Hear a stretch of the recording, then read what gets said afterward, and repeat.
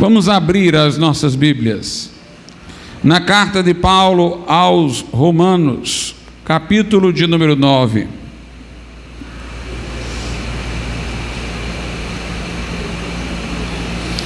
Aos Romanos, capítulo de número 9, leiamos do verso 1 até o de número 3.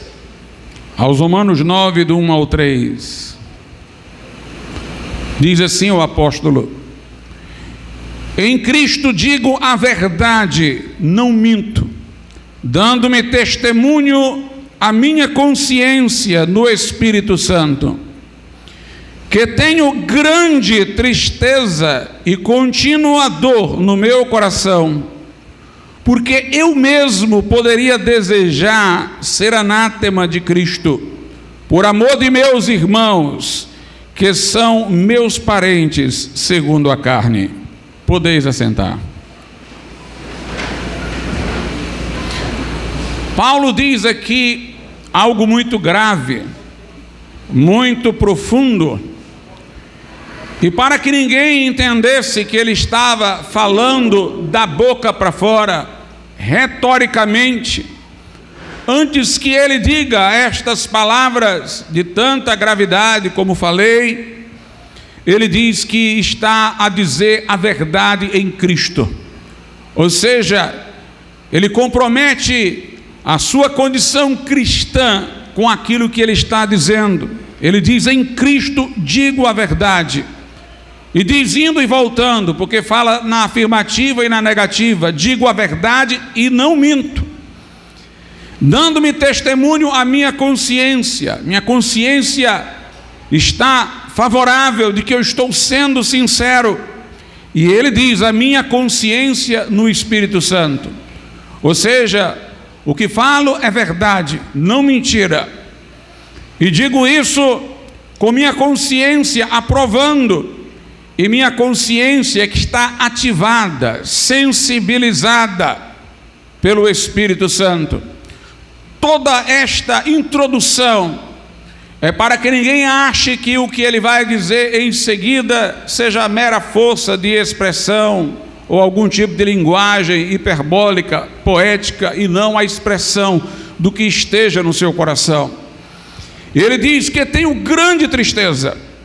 Note, ele não fala apenas ter uma tristeza, mas diz ser ela grande.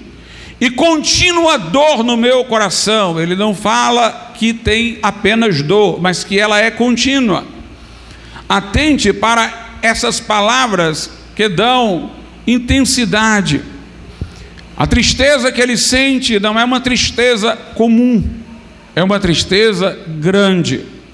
A dor que ele sente não é ocasional, esporádica, é contínua. E aí nós entendemos no verso 3, em função de que esta grande tristeza e essa contínua dor. Ele diz: porque eu mesmo poderia desejar ser anátema de Cristo. Anátema é amaldiçoado. Eu mesmo poderia desejar ser amaldiçoado de Cristo, por amor de meus irmãos, que são meus parentes segundo a carne. Ele está a dizer o seguinte: eu poderia, porque não é possível. Então ele está falando: se eu pudesse, eu aceitaria ser separado de Jesus, eu aceitaria não ser salvo, eu aceitaria ir para o inferno, ser amaldiçoado, se isto pudesse resultar na conversão dos meus irmãos, que são meus parentes segundo a carne. Veja como Paulo, irmãos, levava a sério o assunto da salvação. Igrejas hoje há que não falam mais sobre o inferno simplesmente porque não creem. Pastores que não abordam o tema que está na declaração de fé de sua igreja, mas que não os provoca, não os faz ter uma reflexão angustiante sobre o estado dos perdidos, porque lá no fundo o pregador não acredita mais disso. Há inúmeras pessoas abandonando a ideia de um inferno eterno para a ideia de um aniquilacionismo, ou seja, alguém vai para o inferno, mas não permanecerá lá para sempre, desaparecerá, não ficará eternamente consciente na sua distância de Deus, terminará em algum momento sendo aniquilado. Alguns há que se dizem inclusivistas e que dizem poder haver salvação por outros meios que não seja a pregação do Evangelho, a fé em Jesus. Para alguns, Deus pode levar em conta suas obras ou outro critério, mas a Bíblia diz em Atos 4:12 que em nenhum outro há salvação, que debaixo do céu nenhum outro nome foi dado entre os homens pelo qual devamos ser salvos.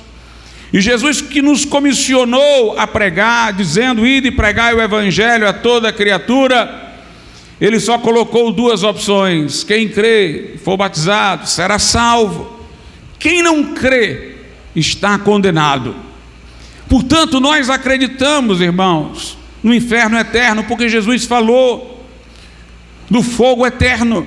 Jesus falou de um lugar em que o bicho não morre, onde há choro, ranger de dentes, trevas exteriores, onde Deus, a luz, não se faz presente. Jesus falou, meus amados irmãos, mais do inferno do que qualquer outro profeta ou autor bíblico, e Ele o fez por misericórdia, não para falar de maneira sádica desse lugar horrível, para onde vão os que escolheram não estar com Deus, e Deus lhes deu a escolha, estarem no lugar em que Ele se faz ausente. Jesus falou disso por misericórdia. Jesus falou por preocupação de que pessoas viessem a se converter. O propósito de Deus é que os homens possam chegar à salvação, mas não há outro caminho senão Cristo. Sem Jesus, todos nós somos pecadores, destituídos da glória de Deus, e estamos sentenciados à condenação eterna, mas Deus abriu uma porta de escape. Jesus pagou os nossos pecados lá na cruz, verteu o seu sangue para a expiação da nossa culpa, e Ele diz agora: eu sou a porta, e quem entrar por mim salvar-se-á. E o apóstolo aqui, irmãos, está mostrando sua tristeza grande, sua contínua dor por aqueles que ainda não chegaram à salvação. De modo mais particular, ele está falando, como diz, de seus parentes segundo a carne, daqueles que são de sua mesma nacionalidade, dos judeus. Ele desejava que eles se convertessem ao ponto de, se fosse possível, ele trocar de lugar com eles, ficar debaixo do juízo eterno, para que eles pudessem encontrar salvação em Cristo. Mas isso não é possível, porque a salvação é pessoal, a resposta tem que ser dada por cada um ao Evangelho. Mas Paulo aqui não quer dizer que vai fazer isso, porque não é possível, mas ele quer dizer o quanto ele estava disposto para que outros fossem salvos. Há uma passagem da Bíblia que ele diz: eu fiz-me de forte para ganhar os fortes, fiz-me de fraco para ganhar os fracos, fiz-me como aqueles que estão debaixo da lei, ainda que eu não esteja.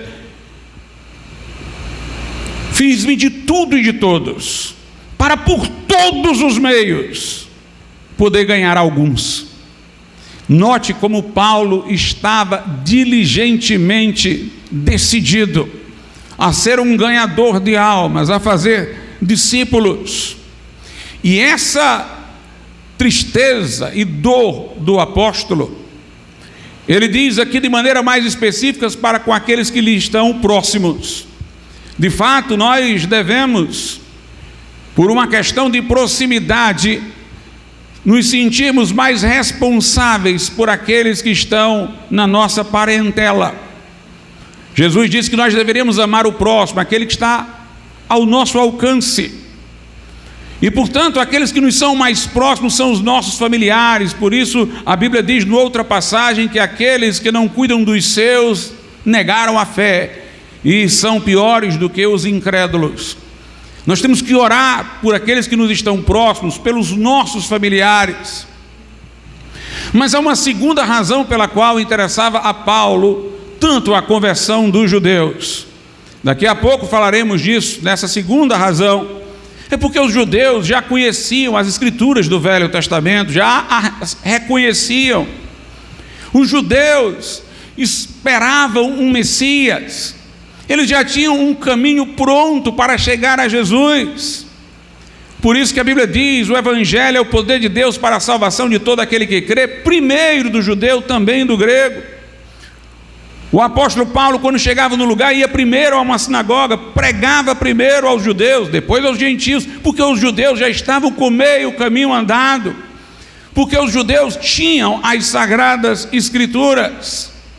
Nós devemos, irmãos, orar intensamente por aqueles a quem nós temos evangelizado, aqueles em relação aos quais nós já iniciamos a apresentação do Evangelho.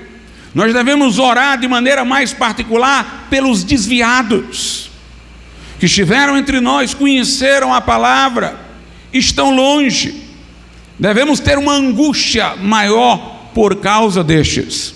Essa angústia e dor não era só para contar melancolicamente, era transformada em oração com intensidade. Veja o que a Bíblia diz em Romanos, capítulo de número 10, versículo de número 1. Irmãos, o bom desejo do meu coração e a oração a Deus por Israel é para a sua salvação. Note, ele fala que o bom desejo do seu coração e a sua oração era para a salvação de Israel. Ele não apenas orava como quem fala da boca para fora, ele orava com o desejo, ele orava desejando, ele orava agonizando com aquela grande tristeza e aquela contínua dor. É disso que nós vamos falar hoje, basicamente. Mas veja, porque Paulo queria tanto que de modo mais próximo os judeus, os seus compatriotas, é que se convertessem. Eu vou ler de novo Romanos 9 e prosseguir um pouco mais além do que já li. Diz assim a partir do verso 1: em Cristo digo a verdade, não minto, dando-me testemunho a minha consciência no Espírito Santo, que tenho grande tristeza e contínua dor no meu coração, porque eu mesmo poderia desejar ser anátema de Cristo, por amor de meus irmãos, que são meus parentes segundo a carne, que são israelitas, dos quais é a adoção de filhos, e a glória, e as alianças, e a lei, e o culto, e as promessas, dos quais são os pais, os patriarcas, Abraão, Isaque e Jacó, e dos quais é Cristo. Cristo veio da descendência de Abraão, segundo a carne, o qual é sobre todos Deus bendito eternamente. Amém. Paulo diz: é triste ver aqueles a quem foram dadas as promessas, o culto, a lei, as alianças. Ver este povo não crendo é algo que me angustia. E aqui, irmãos, eu abro um parêntese nessa pregação para falar de uma coisa. Nós temos visto muitos católicos ditos conservadores no nosso tempo, que tem uma história que ilude muitos crentes. Eles dizem que foi a Igreja Romana que colecionou os livros do Novo Testamento, que disse quais eram os livros que iriam compor o Novo Testamento e quais não iriam compor, e que se ela decidiu qual seria o Novo Testamento, então somente ela pode interpretá-los. E aí eles dizem que nós deveríamos aprender com a Igreja Romana, em vez de nos aventurarmos a ler a Bíblia diretamente para buscar diretamente o seu sentido. Eles dizem que a Igreja Romana é portadora de informações adicionais ao texto e que ela é que pode interpretar, porque foi ela que colecionou os livros do Novo Testamento, ela é, na visão deles, a depositária das Escrituras. Mas isto é uma inverdade. Primeiramente, eu quero dizer que nunca houve um concílio universal para decidir quais os livros do Novo Testamento. Houve alguns concílios locais, em regiões específicas, que confirmaram os livros do Novo Testamento, pais da igreja que disseram quais eram os livros do Novo Testamento. Os pais da igreja mais próximos dos apóstolos citavam em suas obras todos os livros do Novo Testamento. O Código Muratoriano do ano 150, um documento descoberto há um certo tempo, revelou os livros do Novo Testamento já reconhecidos. Não foi por uma decisão de autoridade, um concílio universal, um papa, que se reconheceu os livros do Novo Testamento. A igreja foi reconhecendo de maneira paulatina e chegando a uma posição incontroversa. É uma das grandes coisas miraculosas que nós temos, porque a Trindade, como doutrina, gerou polêmica, exigiu um concílio para esclarecer outras doutrinas, como aquelas relativas às duas naturezas de Cristo também. Mas com que facilidade todos no final aceitaram os livros do Novo Testamento. E já nos primeiros séculos, a Igreja Católica, como nós a entendemos, é uma construção da época em que uma grande massa de cristãos se aproxima do Império Romano, porque o imperador se diz cristão, e depois ele vai paulatinamente departamentalizando essa comunidade de cristãos dentro da estrutura do império, e vai surgindo a Igreja Romana, que se estabelece no século V. Mas muitos cristãos não aceitaram essa aproximação com o Império Romano, se mantiveram na simplicidade apostólica, e estes cristãos reconheceram os livros do Novo Testamento, todos eles, e eram para nós os mais fiéis representantes da fé cristã e do Evangelho. Não foi um concílio universal, não foi um papa que colecionou os livros do Novo Testamento, foi o Espírito Santo que falou ao coração dos crentes da igreja e levou a uma unanimidade que nos surpreende, porque se estabeleceu sem a força de uma autoridade. Mas veja só como é equivocada essa ideia romanista. A maior parte da Bíblia não é o Novo Testamento, é o Velho Testamento. E o Velho Testamento, irmãos, nos foi legado pelo povo de Israel, pelos judeus. Não veio nem sequer da igreja cristã. Logo, nós não poderíamos dizer que a igreja romana é depositária das Escrituras. E digo-vos mais, nós entendemos que nós não podemos fazer de nenhum grupo depositário da Bíblia. A Bíblia é a palavra de Deus, não tem dono. É a palavra que Deus fala aos homens.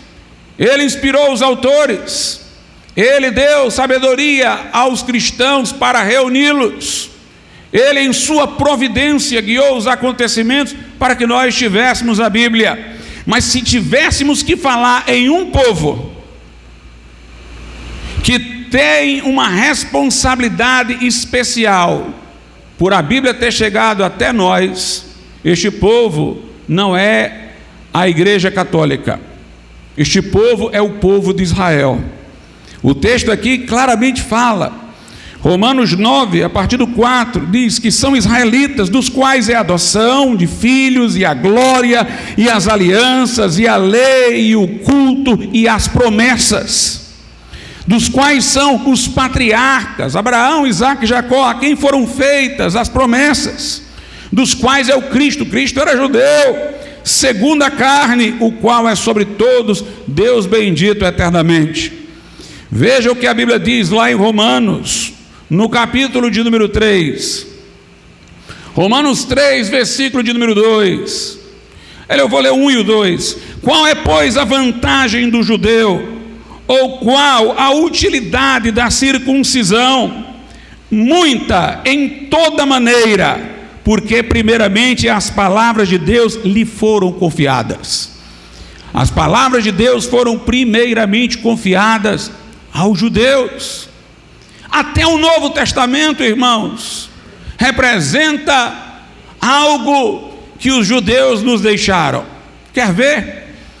Os apóstolos, que foram ou os escritores do Novo Testamento, ou os mentores daqueles que escreveram, eram todos judeus. O que os apóstolos, irmãos, nos ensinaram, eles receberam de seu convívio com Jesus Cristo, que foi antes de sua morte e ressurreição. Portanto, eles receberam o que é agora o Novo Testamento, dos diálogos que tiveram com Jesus antes de haver igreja. Quando os discípulos caminhavam com Jesus, a igreja não tinha sido instituída ainda, o que só ocorreu após a morte e ressurreição de Jesus Cristo. Não havia igreja. Eles eram o quê? Judeus que haviam reconhecido em Jesus o Salvador. Ainda estava em vigência o velho pacto. Eles receberam o evangelho de Cristo como judeus, não como igreja.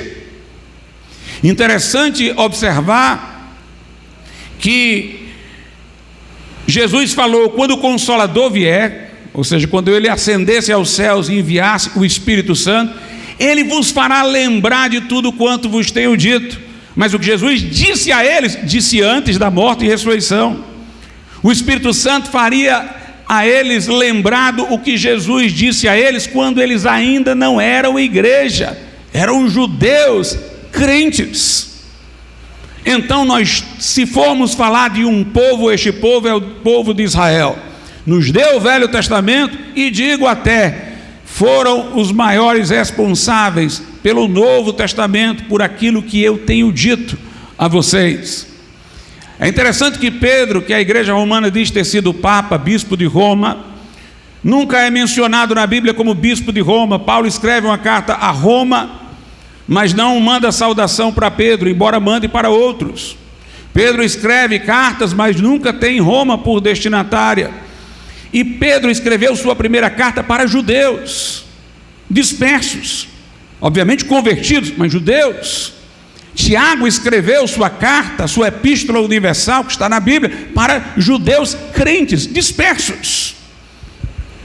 Portanto, meus amados irmãos, se nós temos uma dívida para termos a Bíblia, se formos falar dessa forma, é para com os judeus.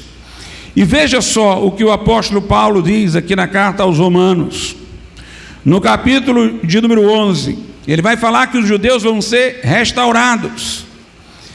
Romanos 11, versículos 11 e 12. Digo, pois, porventura tropeçaram para que caíssem? Os judeus tropeçaram para não se levantar mais? De modo nenhum. Mas pela sua queda veio a salvação aos gentios. Eles rejeitaram a Cristo e, portanto, os apóstolos se dirigiram aos outros povos para pregar o evangelho, para os incitar aos ciúmes. E se a sua queda, o fato de Israel ter rejeitado Jesus e nesse sentido caído, é a riqueza do mundo, porque se eles rejeitaram Jesus, os apóstolos foram aos outros povos, e a sua diminuição, a riqueza dos gentios, quanto mais a sua plenitude. Se eles terem rejeitado, já abençoou os outros, quanto mais quando eles se converterem, se voltarem para Deus. A Bíblia diz, em Romanos ainda 11:15, porque se a sua rejeição, a rejeição de Israel, é a reconciliação do mundo, porque eles rejeitaram, o mundo agora tem a chance de ouvir o evangelho, qual será a sua admissão quando eles se voltarem para Deus, senão a vida dentre os mortos? Do versículo 17 até o 24, o apóstolo Paulo diz que a raiz cristã vem dos judeus, e que eles são como galhos dessa árvore, dessa raiz. Como eles rejeitaram a Cristo, eles foram cortados, e nós, igreja, fomos enxertados. Portanto, nossa dívida é para com este povo, a quem as palavras de Deus foram confiadas. E aí diz Paulo, mas chegará o dia que também vai ter uma grande apostasia na igreja, e a comunidade cristã vai também sair daqui, vão ser arrebatados os verdadeiros crentes, os falsos crentes apóstatas ficarão aqui para juízo, e Deus vai reenxertar Israel. A Bíblia diz aqui no verso 25: porque não quero, irmãos, que ignoreis este segredo, para que não sejais sábios em vós mesmos, que o endurecimento veio em parte sobre Israel, até que a plenitude dos gentios haja entrado. Israel tem ficado endurecido até que seja pregado o evangelho aos gentios, aos povos, amplamente. Mas depois a igreja vai ser arrebatada daqui, Jesus aparecerá nas nuvens, os crentes serão tirados, e durante um período de juízo, a grande tribulação, Israel vai se voltar de novo para Jesus. E diz aí no versículo 26: e assim todo Israel será salvo, como está escrito: de Sião virá o libertador, e desviará de Jacó as impiedades, e esta será a minha aliança com eles, quando eu tirar os seus pecados. Veja que interessante, nós recebemos o Velho Testamento dos judeus, recebemos o Novo Testamento dos judeus, os apóstolos eram judeus. Quando a igreja for arrebatada aos céus, tirada da terra, quem estará pregando? Os judeus. Ou seja, a igreja sobe, mas a escritura não sobe com ela, porque ela não é dona da escritura. Quem estará pregando a escritura, quem estará sendo instrumento de Deus para pregar, serão os judeus que irão se converter nesse período. Quando Jesus vier no final da grande tribulação, livrar Israel, implementar o seu reino sobre a terra milenar, de onde é que vai sair a palavra de Deus? Vai ser da igreja? Não, vai ser de Israel. Veja aí Isaías capítulo de número 2, a partir do versículo de número 3. E irão muitos povos, é uma descrição do milênio, e dirão: vinde, subamos ao monte do Senhor, a casa do Deus de Jacó, para que nos ensine os seus caminhos e andemos nas suas veredas, porque de Sião, quer dizer de Israel, sairá a lei, e de Jerusalém a palavra do Senhor. Então que a igreja romana entenda que a palavra é de Deus e de ninguém mais. Mas se tem um povo que Deus usou para nos dar a Bíblia, este povo não foi um papa, um concílio, foram os judeus. Quando a igreja for arrebatada da terra, eles estarão com a palavra. No milênio será de Jerusalém que sairá a lei do Senhor, a palavra do Senhor. E portanto, é por isso que Paulo lamenta tanto que eles naquele momento estivessem recusando o evangelho. Por isso que Paulo diz que sente grande tristeza. Por isso que Paulo diz que tem dor no seu coração. Por isso que Paulo diz que o desejo bom de seu coração e sua oração é para a salvação de Israel. Meus amados irmãos, isso fala ao nosso coração. Será que nós temos tido essa preocupação com os perdidos? Será que nós temos tido essa preocupação com os desviados? Será que nós temos tido essa preocupação com os nossos familiares? Será que nós temos essa contínua dor, essa grande tristeza? Será que nós estamos orando, clamando, intercedendo, agonizando? Os grandes avivamentos aconteceram na história da igreja, quando surgiram pessoas, irmãos, que levaram a doutrina da condenação eterna a sério e sentiram a dor dos perdidos em seu coração e derramaram o seu coração diante de Deus, clamando, intercedendo pelos pecadores.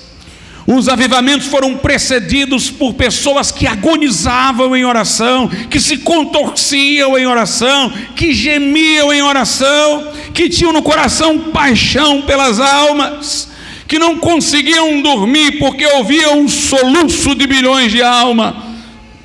Eram pessoas que ouviam o clamor do mundo, intercessores, Para que tenhamos gente assim, irmãos, nós temos que sair da esfera do mero entretenimento, da brincadeira. Nós temos que entender que o inferno é real. Nós temos que entender que pessoas que partem sem Cristo já não têm esperança.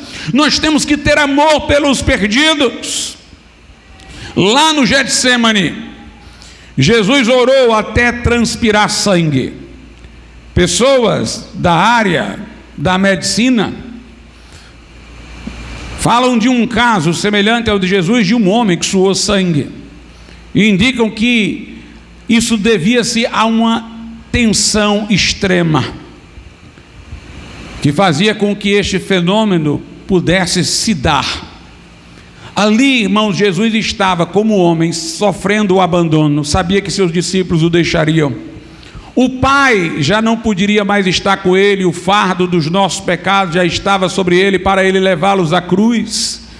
E o Pai não poderia estar próximo a ele enquanto os nossos pecados estivessem ali sobre ele, na sua conta, porque ele estaria sob o juízo de Deus, que não era para ele, era para nós, mas ele assumiu em nosso lugar, fez-se, como diz Paulo aos Gálatas, maldição por nós.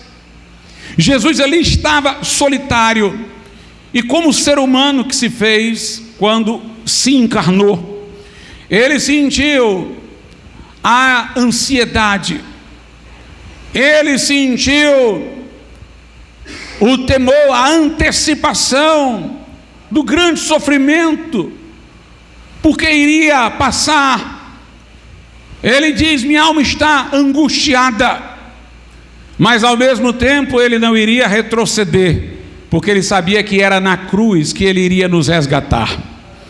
Sua angústia era tal que ele pensou até que poderia morrer ali precocemente, e seria então um fracasso, porque sem a cruz nós não seríamos salvos. E ele orou a Deus para obter um conforto especial que teve, inclusive de um anjo, para que ele pudesse sobreviver àquele momento e chegar à cruz. Ali era um homem lutando entre suas ansiedades, seu abandono, sua solidão e o desejo de nos resgatar. A tensão era tão intensa que o seu suor começou a se transformar em grandes gotas de sangue. Nós estamos prontos, irmãos, para uma intercessão tão profunda a favor do mundo, a favor dos pecadores. Estamos prontos para estar com Jesus no Getsemane. Enquanto Jesus estava ali, naquele momento angustiado, os seus discípulos que ele chamou para orar com ele, dormiam. Jesus diz: vocês não podem vigiar 1 hora. Não entendiam a relevância daquele momento. É preciso que nós tenhamos essa oração intensa se nós quisermos ver um avivamento poderoso entre nós. Como eu disse uma vez, Smith Wigglesworth, ele orava tão intensamente pelos pecadores, que diziam que ninguém conseguia ficar ao lado dele orando, porque ele transmitia aos que estavam com ele orando sua angústia, e os que estavam com ele orando, participando da sua angústia, chegava um momento que eles achavam aquilo insuportável e se levantavam. E uma vez, 2 disseram: vamos permanecer com ele até o fim.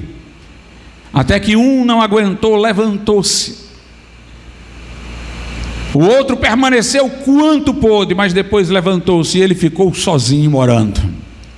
Um homem que se angustiava pelos pecadores, pelo estado da igreja, irmãos. Ele morreu quando teve uma notícia de uma pessoa por quem havia orado e ela não tinha recebido o resultado da oração, e ele respirou fundo por ela, e naquele momento ele partiu imediatamente.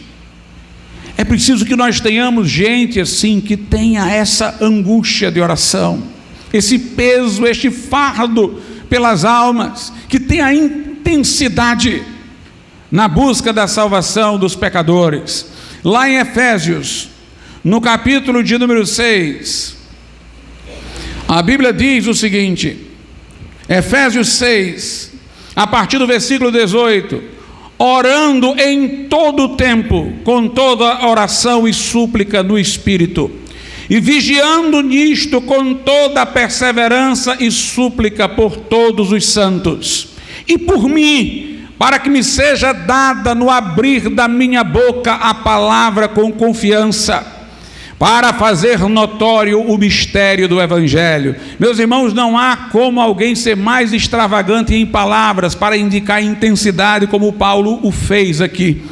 Ele diz: orando em todo o tempo, orando com toda a oração. Veja a repetição, o exagero, para dizer que deve ser intenso. Orando em todo o tempo, com toda a oração e súplicas no Espírito Santo, e vigiando nisto com toda a perseverança e súplica por todos os santos. Aqui ele está dizendo para que nós oremos pela igreja, pelos irmãos, para que eles não caiam, para que eles cresçam.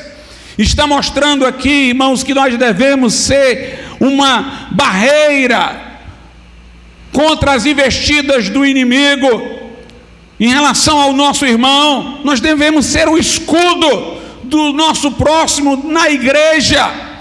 Nós estamos vigiando da torre para que o nosso irmão não seja atingido, vigiando em oração, orando com toda a oração e súplicas em todo o tempo no Espírito Santo, e vigiando nisto com toda a perseverança e súplica por todos os santos, orando pelos irmãos. E Paulo diz: e por mim, para que me seja dada no abrir da minha boca a palavra com confiança, para fazer notório o mistério do Evangelho. E ore pelo pregador também. Ore pelo pregador para que ele alcance vidas. Ore por aqueles que estão sendo enviados, para que eles possam com poder fazer manifesto o Evangelho de Cristo. Na carta aos Colossenses, Paulo diz assim, capítulo de número 4, versículo de número 3: orando também juntamente por nós, para que Deus nos abra a porta da palavra, a fim de falarmos do mistério de Cristo, pelo qual estou também preso. É interessante, Paulo estava preso, irmãos. Se fosse um crente de hoje, estava dizendo: ore para eu sair da prisão. Mas Paulo diz: eu estou preso, mas eu quero que vocês orem para que me seja aberta a porta da palavra. A porta da palavra. Isso é que era importante para eles, era ganhar almas. Eu estou preso pela palavra, mas eu quero que me seja aberta a porta para eu pregar a palavra, que me seja dada a oportunidade para eu testemunhar. Orem por mim. Aos Romanos, no capítulo de número 16, aliás, capítulo de número 15, versículo 30, Paulo diz assim: rogo-vos, irmãos, por nosso Senhor Jesus Cristo e pelo amor do Espírito, que combatais comigo nas vossas orações por mim a Deus, para que seja livre dos rebeldes que estão na Judéia, e que seja esta minha administração que em Jerusalém faço, e que esta minha administração que em Jerusalém faço seja bem aceita pelos santos, a fim de que pela vontade de Deus chegue a vós com alegria e possa recrear-me convosco. Note como ele pede oração para que ele possa fazer coisas relativas à obra de Deus sem impedimento. Ele pede para que nós entremos em combate. Rogo-vos, irmãos, por nosso Senhor Jesus Cristo, pelo amor do Espírito, que combatais comigo nas vossas orações por mim a Deus, que vocês orem combatendo. Quando nós buscamos o batismo no Espírito Santo, irmãos, nós devemos buscar a favor dos outros. Há uma forma egoística muito comum nos dias de hoje, de pessoas buscarem o batismo no Espírito Santo. Elas querem o batismo no Espírito Santo porque querem falar em línguas, querem ter uma experiência, querem ter dons, querem sentir alguma coisa. Nós devemos buscar a favor dos outros. É uma experiência transpessoal, é para a pessoa, mas para que possa atingir os de fora. Buscar o batismo no Espírito Santo corretamente é aquela busca onde aquela pessoa que está buscando está preocupada com os pecadores. ela quer que as pessoas possam se converter e está preocupada com isso. É isso que deve motivar a nossa angústia na busca e nossa insistência e perseverança. Como disse Jesus: pedi e dar-se-vos-á, buscai e achareis, batei e abrir-se-vos-á. Quem pede recebe, quem busca acha, quem bate abrir-se-lhe-á. Porque se vocês são maus e sabem dar boas dádivas aos vossos filhos, muito mais o Pai Celestial sabe dar o Espírito Santo aos que lhe o pedirem. Jesus disse aos apóstolos e aos discípulos que lá estavam: recebereis poder e sereis minhas testemunhas. Em Atos 1,14 diz que eles, após ouvirem isso, foram orar, perseverando unanimemente, buscando em oração intensa, porque queriam poder para fazer a obra de Deus. Nós precisamos dessa intensidade, precisamos sair da superficialidade, irmãos. Hoje em dia há uma dificuldade muito grande para isso, porque nós somos interpelados toda hora por uma mensagem de WhatsApp, pela curiosidade de ver um vídeo, por não sei quantas coisas que estão nos mobilizando. As demandas aumentaram enormemente através da tecnologia, que facilita que alguém queira nos interpelar para alguma coisa ou para outra, mas nós temos que encontrar um momento de agonizar em oração.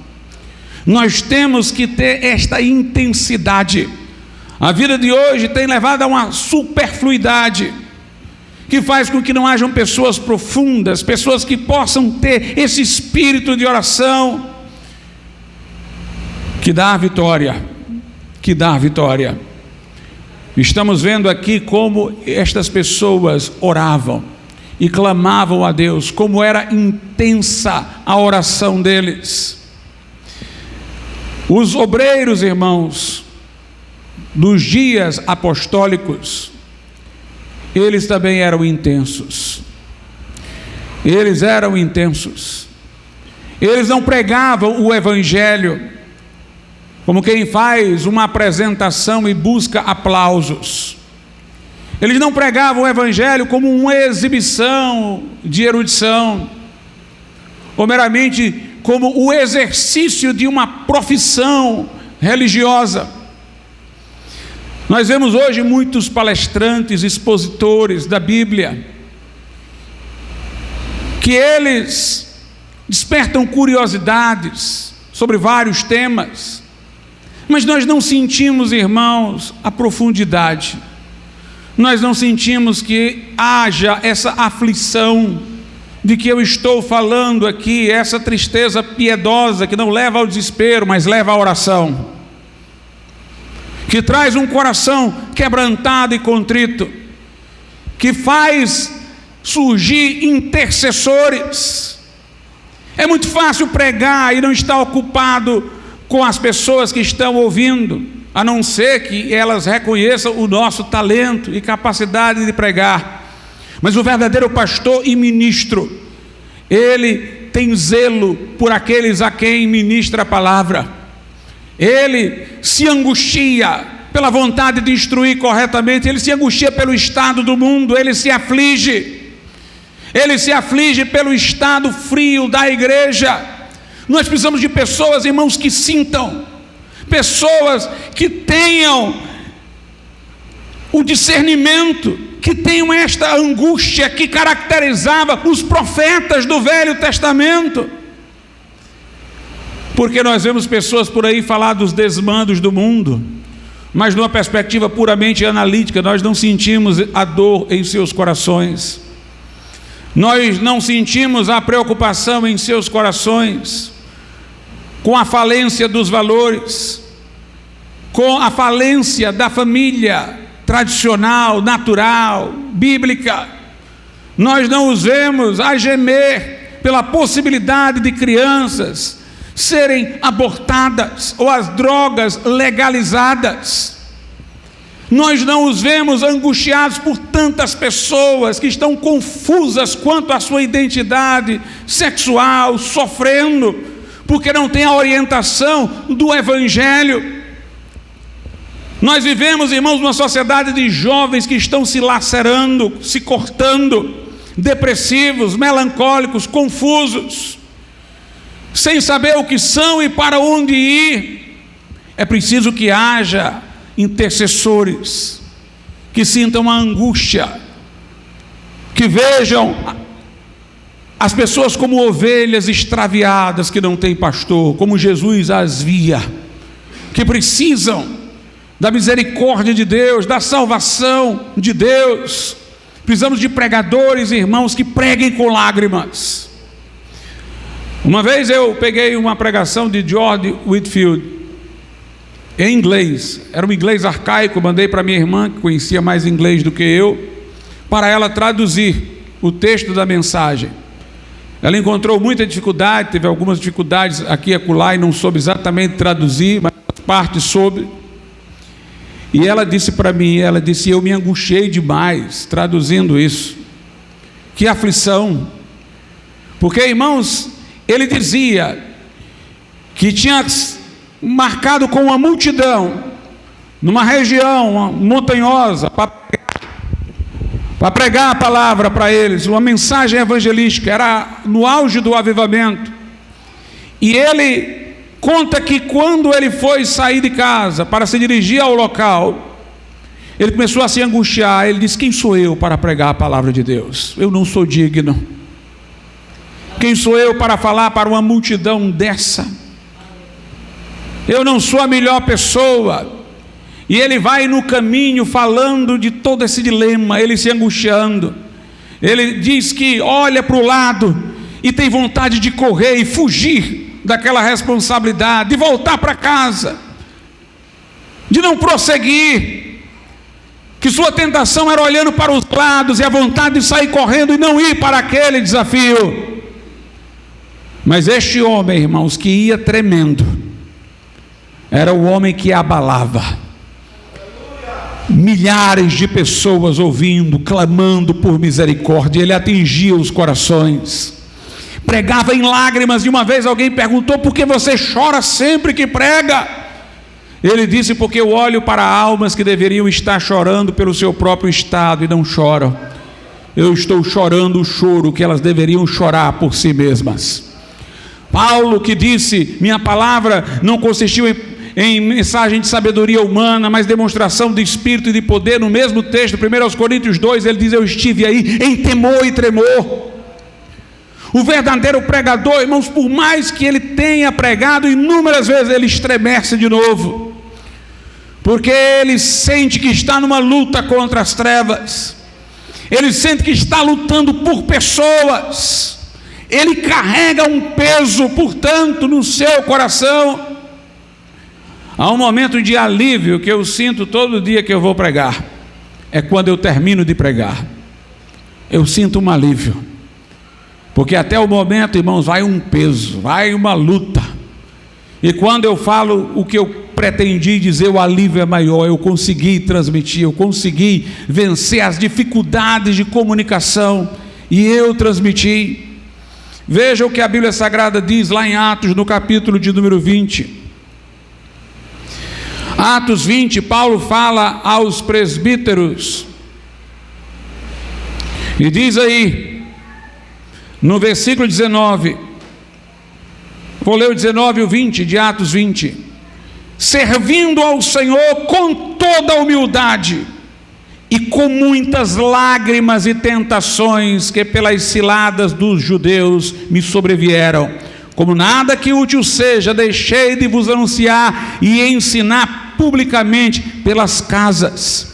O que me chama a atenção no verso 19, irmãos, é que ele diz que serviu ao Senhor, está falando do seu trabalho como ministro, e ele diz que foi com humildade e com muitas lágrimas.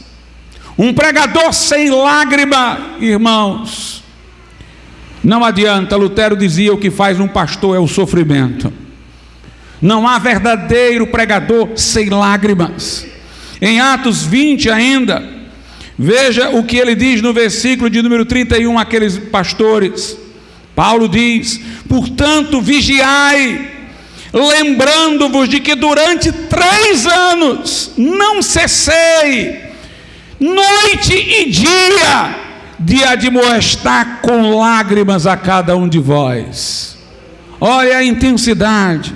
Portanto, vigiai, lembrando-vos de que durante 3 anos não cessei noite e dia de admoestar com lágrimas a cada um de vós. Estes eram os homens que mudavam a história, irmãos, homens que oravam com intensidade, que pregavam com zelo. Paulo diz o seguinte na segunda carta aos Coríntios,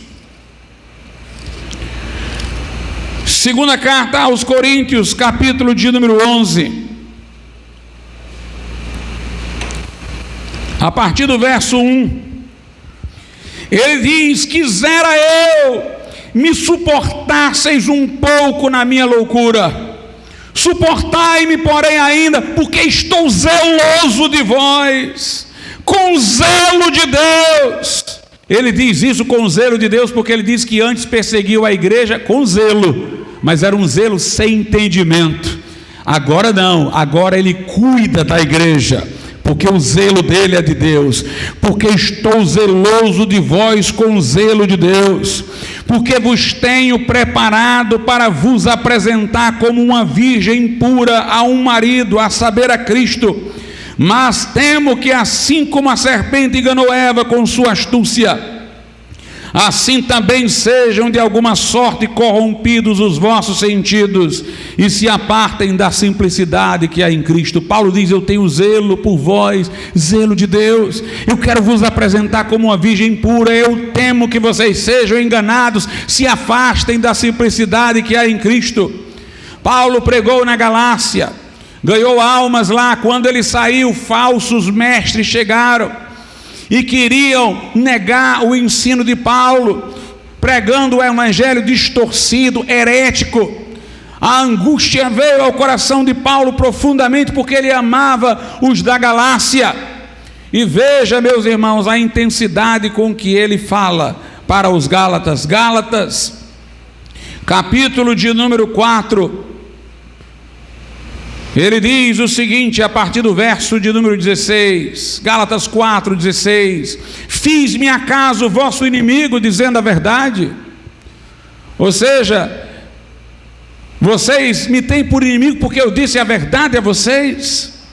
E ele segue: eles, os falsos ministros, têm zelo por vós, mas não como convém, mas querem excluir-vos, para que vós tenhais zelo por eles. Os falsos mestres, é o que Paulo está dizendo, eles têm zelo por vocês, mas para vocês serem deles. Eles têm zelo por vocês para excluir vocês da gente, e vocês terem zelo por eles. Eles querem vocês como quem quer uma propriedade. Eles zelam por vocês como quem está zelando por algo que é deles. Mas Paulo diz: o meu zelo é o zelo de Deus. Ele não tinha um zelo para ter a igreja para si, mas para apresentá-la como virgem pura a Cristo. E aí ele segue, versículo 18: é bom ser zeloso, mas sempre do bem, não somente quando estou presente convosco. Meus filhinhos, escute isso, meus filhinhos, por quem de novo sinto as dores de parto, até que Cristo seja formado em vós. Paulo diz: eu sinto dores de parto por vocês. Eu imagino aqui Paulo orando por eles, intercedendo a Deus para que eles não fossem enganados. Ele diz: como se eu estivesse gerando vocês outra vez, como se eu estivesse sentindo dores de parto, para que vocês sejam formados em Cristo. Meus irmãos, onde estão os pregadores que tenham esse sentimento? Onde estão aqueles que estão vigiando em oração por todos os santos? Onde estão aqueles que oram com toda oração e súplica no Espírito? Onde estão aqueles que admoestam com lágrimas? Nós temos o seguinte ainda, na carta de Paulo, segunda carta aos Coríntios, no capítulo de número 11, a partir do verso 24, Paulo dá o currículo dele. Qual é o currículo de Paulo? Aprendeu aos pés de Gamaliel, tem mestrado, doutorado, especialização, é doutor em divindade. Qual é o currículo de Paulo? Vamos ler. Segundo aos Coríntios 11, a partir do 24, é pagar o preço pela obra de Deus e por amor à igreja e ao evangelho. Ele diz: recebi dos judeus 5 quarentenas de açoite, menos 1, 39. 3 vezes fui açoitado com varas. 1 vez fui apedrejado. 3 vezes sofri naufrágio. 1 noite e 1 dia passei no abismo, quer dizer, no meio do mar.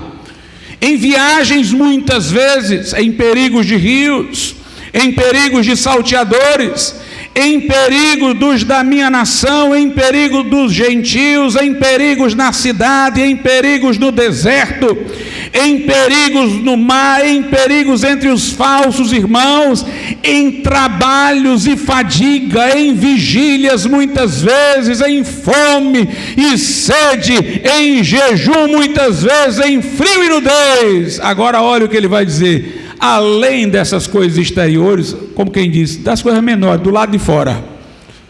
Isso aí tudo para ele eram coisas exteriores, ou seja, isso aí tudo era insignificante. Além das coisas exteriores, me oprime. Tem uma tradução que diz: pesa sobre mim, cada dia, o cuidado de todas as igrejas.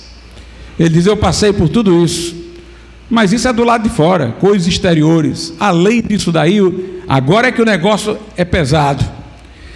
Pesa sobre mim, há um fardo sobre mim, a favor de todas as igrejas. Os profetas, irmãos do Velho Testamento, eram homens com quem Deus compartilhou o seu coração. Deus estava aborrecido com o povo por seus pecados, mas Deus também estava atento às suas promessas.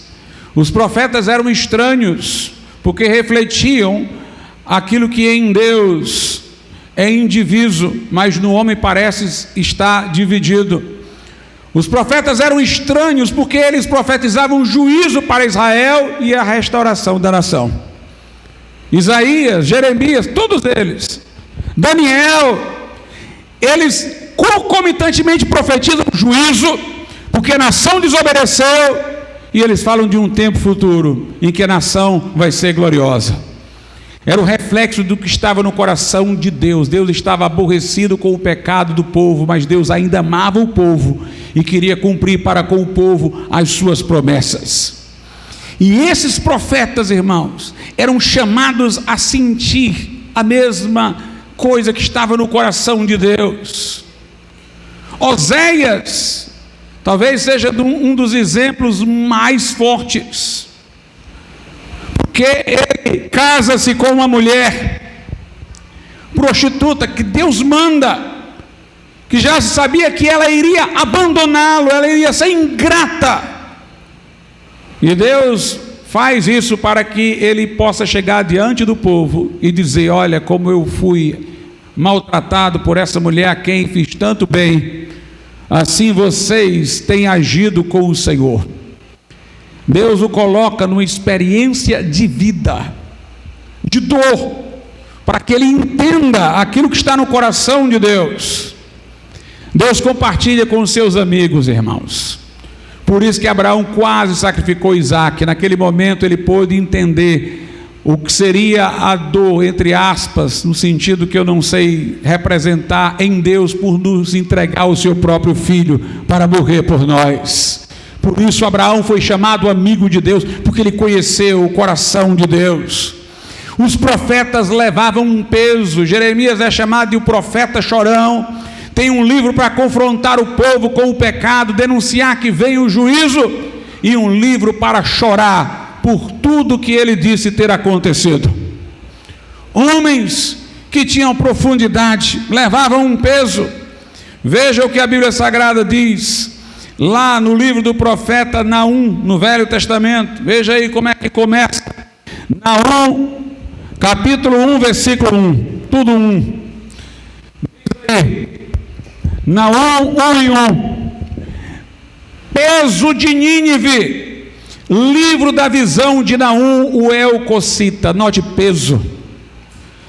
A pregação dele é chamada de peso. Era um peso que ele levava. O pregador não era só uma boca falando, era um coração angustiado. Peso de Nínive, livro da visão de Naum, o Elcocita. Agora veja Abacuque, é o livro que vem em seguida. Abacuque 1, versículos 1 e 2. O peso que viu o profeta Abacuque, note o peso. Até quando, Senhor, clamarei eu e tu não me escutarás? Gritar-te-ei violência e não salvarás. Note, é um peso que o profeta leva. E foi desta maneira que Abacuque orou por um avivamento, e até hoje a sua oração é que inspira todos nós. Abacuque 3 diz assim: oração do profeta Abacuque sobre Sigionote. O que quer dizer essa palavra, pastor? Sigionote quer dizer um cântico emocional. Quer dizer que essa oração foi feita com sentimento, pode ter sido feita com lágrimas. É uma oração que é um gemido. Oração do profeta Abacuque sobre Sigionote. Ouvi, Senhor, a tua palavra e temi. Note, ele sente a palavra. Eu ouvi, tua palavra me impactou, eu temi. Aviva, Senhor, a tua obra no meio dos anos. No meio dos anos faze-a conhecida. Na tua ira lembra-te da misericórdia. Não são igrejas de parede preta, de jogo de luz, de fumaça de gelo. Não são igrejas de entretenimento e de ocupação que vão abalar este mundo, irmãos. Nós precisamos de corações que levem o fardo, que levem o peso, seja em oração, seja pregando. O mundo vai saber que há um inferno quando nós pregarmos como quem acredita no inferno. O mundo vai saber que há um Deus que ama quando ver o nosso coração gemer para que eles sejam salvos. Vamos ficar de pé.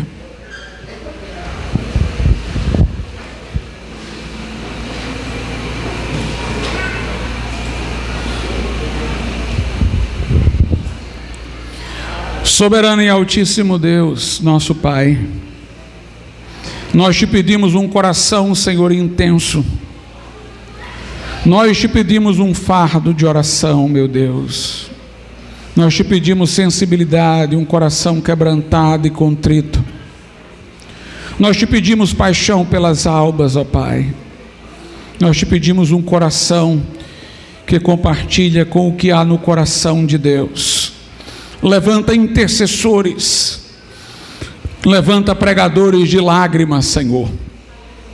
Move no meio do teu povo, traz intensidade, fervor, diligência para pregarmos a tua palavra, para clamarmos pelos pecadores, para quebrarmos esta cadeia de frieza, de incredulidade, de endurecimento, de resistência, para vermos o martelo esmiuçar a penha, Senhor, e vidas se renderem a Ti.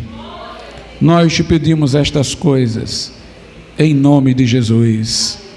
Amém. Nessa noite eu gostaria de perguntar, se há alguém nesse lugar que diz: pastor, eu não sou crente, eu não entendi tanta coisa, mas eu entendi que Jesus quer me salvar, morreu por mim. Eu entendi que Deus é poderoso para mudar os corações e transformar vidas. E eu quero que Jesus entre no meu coração, perdoe os meus pecados. Eu quero saber que fui perdoado, perdoada. Eu quero que Ele mude e transforme a minha vida. Eu quero salvação para a minha alma. Se você quer tomar esta decisão, nós queremos orar pela tua vida. Onde você estiver, levante sua mão como eu estou fazendo aqui, e nós vamos orar por você. Se você não tomou esta decisão ainda, levante sua mão.